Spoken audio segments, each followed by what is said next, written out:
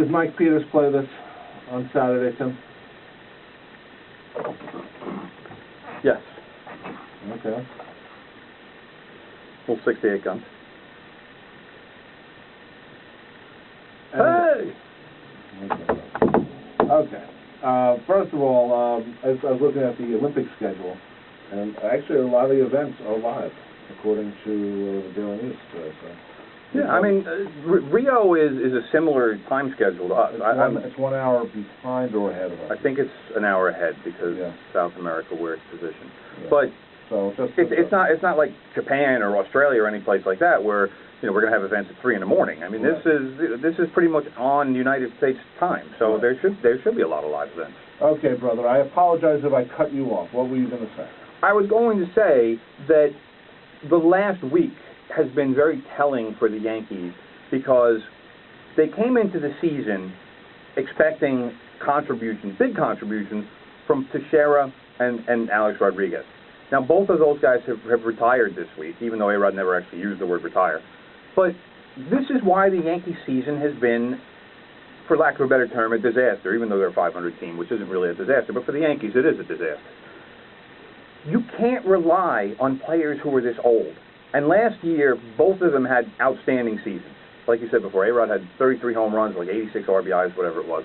And Teixeira had a kind of a bounce-back year for him. But when somebody is 41 like A-Rod is and 36 like Teixeira is, to pencil them in at the 3-4 spots in your lineup and say, all right, we're good here, it's a recipe for disaster. And both of them have had terrible seasons. I mean, like you said before, A-Rod was hitting, 202 and Teixeira 204, whatever, but that's the kind of production you're getting. So now, instead of having two big productive hitters in the middle of your lineup, you have basically a black hole where A-Rod's making outs left and right. His on-base percentage is something like 280, and Teixeira, who was hurt for a couple of different periods, extended periods this season, he's got like 30 RBIs. Those are the guys that you were expecting to at least mirror what they did last season, and instead, neither one of them has, I mean, combined, they don't have as many RBIs as A-Rod had by himself last year. That's true. So there's your season in a nutshell for the Yankees. My next question is, and maybe it's too early to talk about it. It's never too early to talk about it. Is Joe Girardi here next year? It's too early to talk about it. No, I'm kidding. No, he's definitely back next year. Okay. Because I think the Yankees recognize and understand that he was handicapped from the start. And they thought that they'd be able to get by with the awesome bullpen that they put together, but they never addressed the offense and the deficiencies that were there. So it's all well and good to think, all right, we'll just win a bunch of games 3-2, but the starting pitching wasn't good enough to do that. And I think that is part of what the Yankees are building toward with all of the picks and the players, or not the picks, but the players who they got back in these trades. Now, you're looking at a future rotation that I think doesn't even include Michael Pineda or Nathan Eovaldi, even though both of those guys are young. We'll see how long Tanaka lasts, because you never know when his elbow is just gonna go. But personally, I think you're looking at a rotation in the future that's going to include Luis Severino, Dylan Tate, James Caprillion. There are a couple other guys. Ian Clarkin was a first-round pick who hurt his elbow and is coming back now. But there are a lot of guys on the farm who should turn into, at the very least, like number 2, number 3 type starters.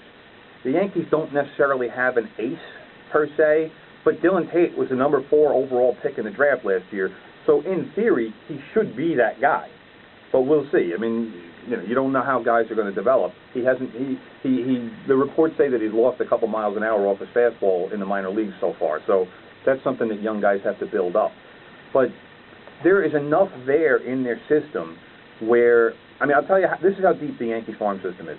Dylan Tate, the number 4 overall pick in the draft last year, who in any other system would probably be like a number 3 or number 4 prospect in like this organizational top 10.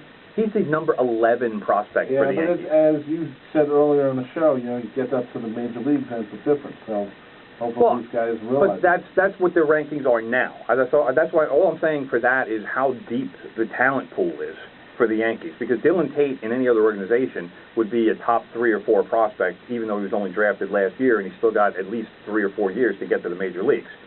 But that's how deep the Yankee system is right now. That guys who were taken in the first round are barely or not even a top 10 prospect for them. So the future is good. It's going to take a little while to get to the future, but you know, the Yankees have a very good talent pool to deal with if they want to pick up the player. I hate to say this also, though, you're going to see a lot of seats in the upper decks empty over the next. No, the fans, those fans will show up. The lower seats are where the people aren't going to show up. They're just going to let just going to say forget it. Paid for already. This Saturday, the Yankees will pay tribute to the 1996 World Champions. How about that? Mariano Rivera will have his number 42 retired. Ceremonial, since 42 has already been retired, but it's retired for Mariano as opposed for Jackie Robinson. Yeah, Jackie Robinson was the lead. Yes. Which I appreciate that they did it, but I think they should have, you know, the problem is that, let's say someone wanted to wear it as a tribute to Jackie Robinson. Well, they do once a season. Everybody wears it. No, but you know, but let's say, you know, someone wanted to come in, I want 42 because of Jackie Robinson. Like Jackie Robinson's grandson or something. Yeah, something like that. Yeah. And I'm always bothered that Larry Doby, you know, who was the second black person to play baseball. Yeah, Cleveland Indians. Cleveland Indians, 2 weeks later, he came in after. And no one knows. He's actually Patterson, New Jersey native. Yep. He was also the second black manager. Yeah. So Frank Robinson. Larry Doby did a lot of things second. Yeah, and you know, but he sort of gets overlooked. He does, and it's a shame too, because he really is a great guy. I actually spoke to him once. He's a phenomenal human being. Everybody who I know who has had any kind of dealings with him, all they tell. Well, remember when we had Bill Madden on? Bill Madden, yeah. He said that, you know, he's going to write a book with him. Yeah, yeah. So that was, I mean, everybody who I know who had any kind of dealings with him just talked about what a classy guy he was, how much of a dignified guy he was. It's just a great human being. So it's going to be a nice, you know, the Yankees are going to do what they do great with old-timers or ceremonies on Saturday. Right. 1996 World Champions will be celebrated. And I also think that's why Friday for A-Rod. They wanted him out of the picture. They didn't want him distracting from either of those 2 days, because both of those days are going to be sellouts. Yes. Now the Friday game will be a sellout yes, that otherwise probably would have drawn about 25,000 people. But now A-Rod won't even. I don't even think he'll be. Maybe he'll still be around, but he's not going to be in the clubhouse. No, he won't. He might be in a luxury box somewhere, just kind of doing whatever he's going to do, because it's going to be a great day as far as history and everything. And he was a teammate of Rivera, so it actually wouldn't surprise me per se if he was there. But I have to assume that the organization is just going to be like, no. See, if I was the Yankees, I would have said, this is your last season as a Yankee. Go to the end of the season. And I think they wanted to get rid of him, and this is, you know. But this ends the distraction. It's not, you know, it's the questions every day to Girardi are the questions are, is A-Rod going to play? Why isn't A-Rod playing? No, they asked him about Bartolo Colon. That was the special. But they don't ask him every day, is he playing? Yes, they are. Okay. He's getting more than one question every day about A-Rod. Then he should say, no, he's not. But he can't say that, because that's the humiliation part. He has to say, you know, talk this nonsense about, well, best lineup and da-da-da. But if A-Rod is on the roster and he's not part of your best lineup, then it becomes, why is he on the roster? Yeah, because he can't do anything but DH. At the end of the month, if the Yankees are still 500, they will not be in the playoffs. We know that. They're probably not going to be in the playoffs anyway. Then maybe you would say, hey, you want to play. You know, that's, I don't know. I think that what they've done to him is basically pushed him out before the dance ended. Well, yeah, I mean, he was definitely pushed out. I mean, there's no denying that, and I don't think the Yankees aren't denying it per se, but they're trying to put some positive spin on it. Happy face on it. And this, I mean, this was from what A-Rod said, this was all Hal Steinbrenner's idea. I give him credit, because they could have just argued, you know what, we're cutting him, and that's it, and they could have been really heartless about it. And I think in a lot of ways, you know, player evaluation and mentoring is something that Alex Rodriguez has been doing for a long time with the Yankees. Right. You know, I know Robinson Cano and Melky Cabrera were really close to him when they were with the Yankees. And believe it or not, he did have a positive impact on both of those guys. even though Cano, never could really be bothered to run to first base. But he is a guy who players look up to. A-Rod has been at the top of that mountain, so to speak. I mean, he has been the best player in baseball, and I think he does have lessons that can be taught to younger players about the game. Not like I said before, not about, well, don't take steroids, I did that and that was stupid. That goes without saying. But just in terms of how to be a professional, how to prepare. I mean, that was always A-Rod's thing, is the preparation and the work that went into being the great player. And that's the weird part about him, that he did take these steroids when he had a good work ethic. Here's a guy who, very good chance, will not go into the Hall of Fame. Well, same thing goes for Barry Bonds. Right. Barry Bonds got, from what I've read anyway, because he's obviously never admitted to it, but Barry Bonds at one point got jealous that other players were getting the attention, and he looked at himself as being the best player in baseball, and, well, if they're not going to acknowledge that I'm the best player in baseball, then I'm just going to do something about that. And so here he goes at age 38 or 39 or whatever it was, hitting 70 home runs. Right. I mean, which, I'm not even going to go there. But also his head changed, too. His entire body composition changed. He became this big, burly, beefy guy. No. His head didn't turn into a pumpkin. Like Sammy Sosa or, Jose Canseco didn't turn into. Are you kidding? What about McGuire? Same thing. Rafael Palmeiro? Not as much. Roger Clemens? He got, he got, I don't even want to say got jacked, he just got big. I mean, if you look at pictures of Clemens, and everybody gets bigger as time goes on, but if you look at Clemens in his younger days, he was pretty skinny. Well, Barry Bonds said, was a thin rail too. But Clemens gained a good probably 50 pounds over his career. And that much isn't natural, especially for a pitcher. Yeah. But I don't know. I mean, you can look at, I'll just say without naming names, you can look at at least one player this season having a remarkable year in the American League East, and wonder what's going on and how he's producing that since he's retiring this season. But again, I'm not mentioning any names. You know what? A friend of mine said, and I'm not going to mention any names, but he has appeared on the show before. He said before all of this, like 2 weeks ago, we were having a conversation actually on Facebook, and he said A-Rod should just take all the steroids that he can and just get jacked like crazy, but you know what? Take everything, and if they catch him again, so what? Because he's that part of his legacy is already gone. But you know what? You hit the wall with the steroids, and after that, this is what it looks like has happened. He has hit the wall, because all the guys I mentioned, McGuire, Palmeiro, Sammy Sosa, Canseco, all these guys hit the wall, and after that they can do. Well, but that's why he just goes through the process all over again, and that's what he said. He said, so what? He's like, he'll do well, he'll go out, and if they catch him again, well, so what? They'll suspend him for another year. His career's over anyway. No, but and it made sense. We were kind of laughing about it, but it made sense. But stupid well, it wasn't like he was going to do it, but anyway, quickly let's talk about the Mets. Cespedes is on the DL. Whether he got this DL thing because he was playing 18 holes of golf earlier in the day, I don't know. Sandy Olson said no. Well, of course he's going to say that. And Terry Collins said no. But obviously, swinging golf club and what the impact. I mean, it doesn't have a huge impact on your legs, and I assume they were going around in carts, because why wouldn't they? Yeah. But even swinging it's going to take something out of your legs, and for a guy who's supposed to be trying to get better so he can help his team down the stretch, why would you be on your feet at all during the day when you have a game to play and you're trying to get healthy? It's just the optics of it were horrible. The optics of it, yes, are horrible.